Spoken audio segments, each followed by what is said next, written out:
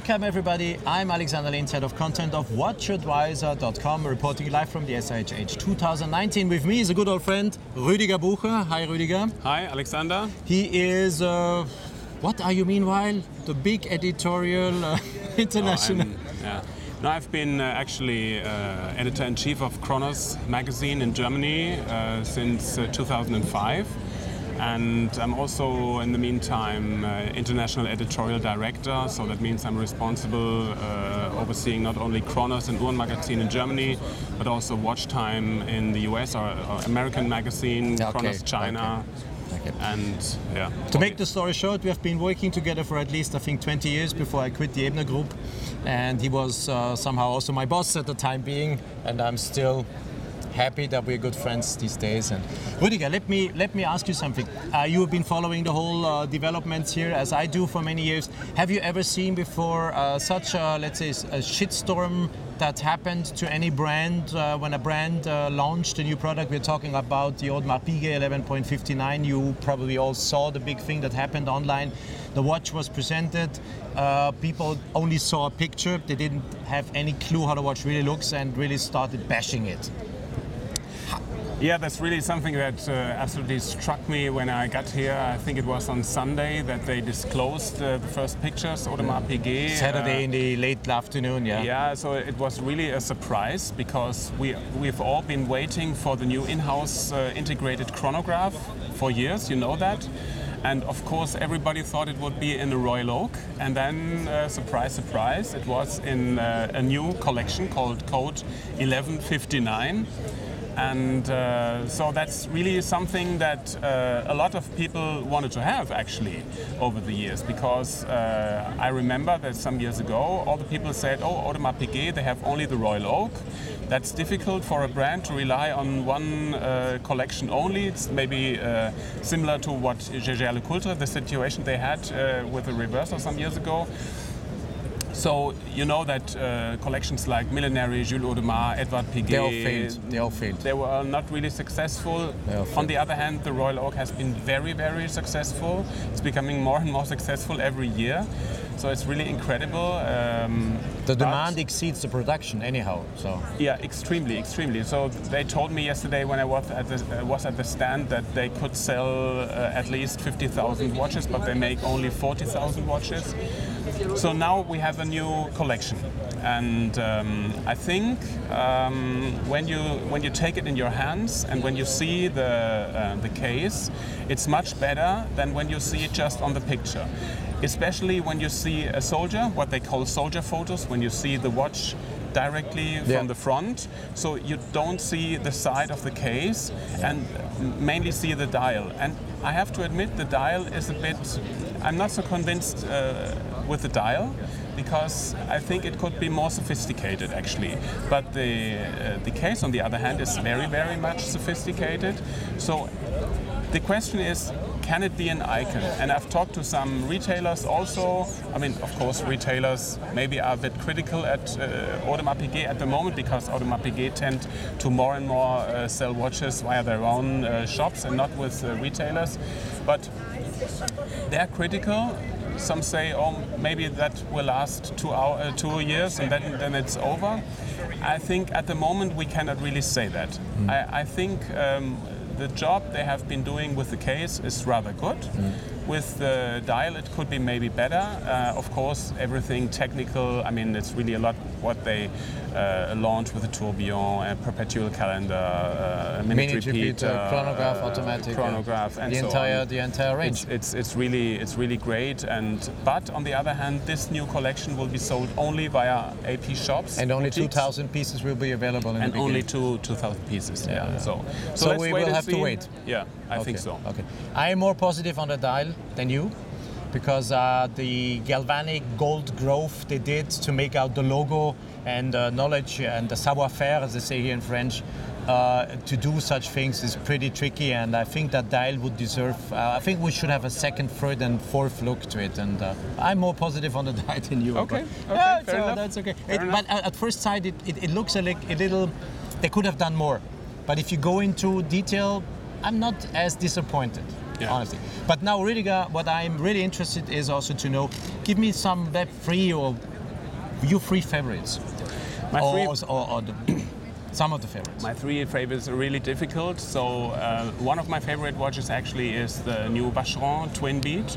So that's a perpetual calendar, which really makes sense for the first time, because actually when you buy a perpetual calendar, the original idea is that when you lay it aside for some time, it will continue and of course show the right time. You don't have to adjust, let's say after some weeks when there is a new month, etc. But as we all know, normally that's not the case, because when you have a hand-wound perpetual calendar, put it aside, it will stop. Yeah, 50 hours maybe or something. Yeah. Like that. So what Vacheron did is really genius. They have two gear trains and two escapements. So they created a fully mechanical, what they call standby mode. And that means the one balance is running with 1.2 hertz only. That's the first in the watchmaking. It's like if a bear would go and sleep in winter. Yeah, maybe you could say that. So, and with that, it's Audemars Piguet. It's they're probably celebrating. Mr. Benamias. Oh, that's the picture of Audemars Piguet. Oh yeah, they're celebrating.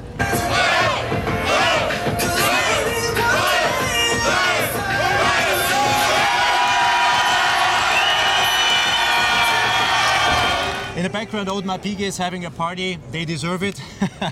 Rüdiger, tell me about your three favorite watches. This is something I'm really interested to know from an expert like you are.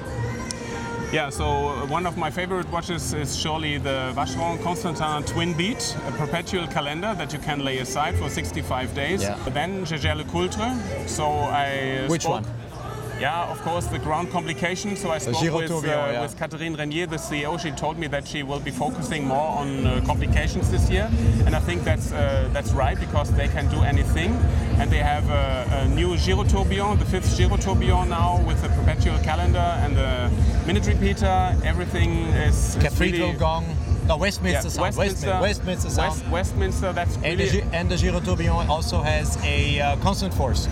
Also constant force, really great watch. And what I also like is from Montblanc, the green watches. I like all the green watches because I'm a fan of green watches. I don't see you wearing any green. No, not today, not today. But blue watches, green watches, I like both. But at the moment, you know that also last year we had this thing with green watches, and what they did, I think it's really great. Okay. Do you think that green has the chance to become a kind of a new blue? Because now blue is the new black. And do you think that green has the same potential? No, it's a completely different thing, because, you know, blue also plays a part in the sartorial world. So blue is like black, it's like gray. You can wear a blue suit or a blue jacket like you do, but you would never wear probably a green jacket or a green suit. So it's different. Unless I'm Nick Fox, then I would. Maybe, but exactly that's the thing with green.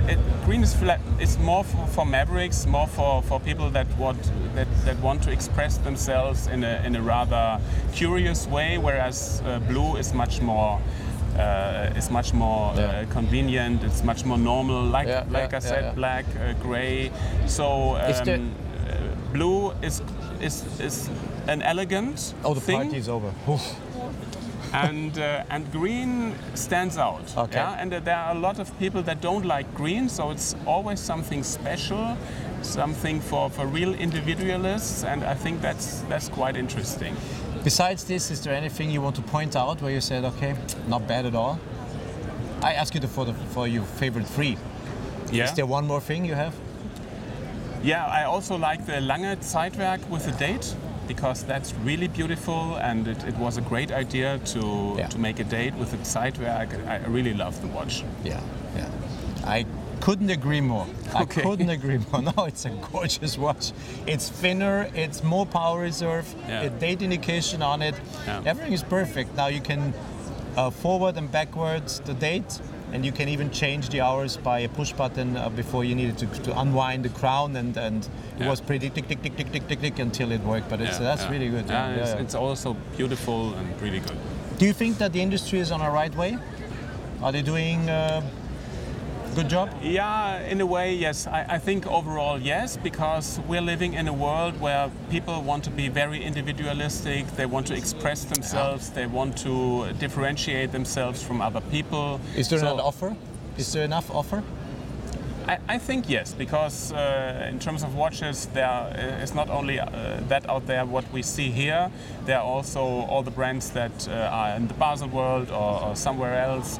So we have really maybe talking about 200, maybe more than 200 brands that are more or less interesting. I mean, alone in Germany, there are more than 100 brands. Yeah, and you have all fighting for that for the place on the wrist. Absolutely, absolutely. And I think nowadays people want to have something special.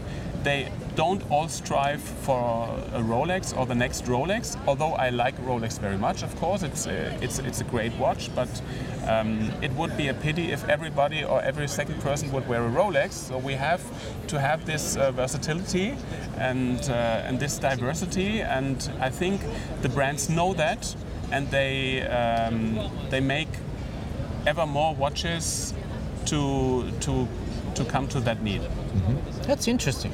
That's interesting, yeah, that's true. Good thoughts, anyway.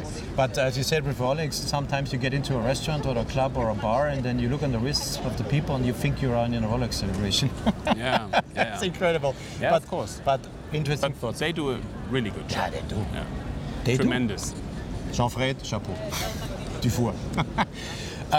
Rüdiger, thank you. Thank you, Alexander. The idea of the green I like very much, and I think we are most on the same line with the watches. I think we all share the same ideas here, and I would have agreed with the Vacheron. I do agree with the work that Davide Cerrato does with Montblanc. Love the work. And Gerald, and I'm really happy that now they're focusing on their savoir-faire, that they bring out that stuff. Yeah. We posted a YouTube video yesterday. I did. The guys cut it with the Giro Tourbillon, and the reactions there are like Jesus. They are really. People say, "Oh my God!" They're killing Patek Philippe. Those comments are incredible. That's obvious. The watches people want to see, and there's no discussion because we also showed the price. And people only a few said, okay, it's so expensive, who needs it? People are admiring the art. Yeah, and this is absolutely. And you remember last year when Jaeger-LeCoultre introduced the Polaris? So I think it was really a good decision and a good watch, a nice watch. But I spoke with Catherine Renier, the new CEO of Jaeger-LeCoultre, and she told me that there will be more complications this year. And I think that's exactly the right thing to do, because that's what Jaeger can do. Yeah. And they have to do what they can do. And it's such a great manufacturer with such a great history, more than 1,200 people working there, and it's really exceptional what they can do, and they have to show it. Yeah. And they do it this year, and the I reactions like are there. Very much. Yeah, absolutely. Rüdiger, thank you very much. Thank you, Alexander. Have fun with your publications. You too. Have be a good severe rest of the fair. Be severe with your guys working for you. Oh yeah. Thank you very much, guys. Thank you for watching. If you like what we are doing, don't forget to subscribe to our YouTube channel, like our videos, and if you have any comments to make, type them here. And you can also go on the Ebner site. It's watchtime.net, watchtime.com. And discuss it directly with Rüdiger if you want. Anyhow, we share the same spirit here, and I don't mind to make a little bit promotion for you. It's absolutely and visit our social media channels. Yeah, they are doing a great job there. Anyhow, if you look for information, they are doing a great job. You have to admit.